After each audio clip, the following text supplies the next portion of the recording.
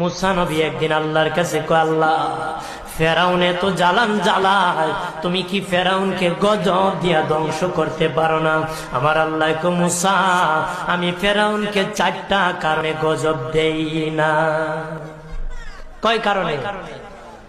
ফেরাউনকে 4টা কারণে গজব দেই না।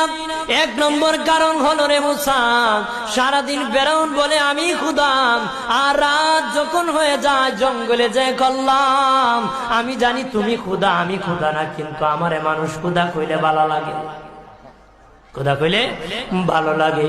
প্রভু, তাই তুমি বিরক্ত হইয়া আমার উপর গজব দিও না।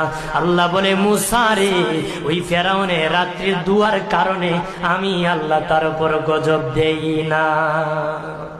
2 নম্বর কারণ হলো, আরে মুসা, তোমার মুখে দাড়ি, ফেরাউনের মুখে দাড়ি, তোমার বরণের জুব্বা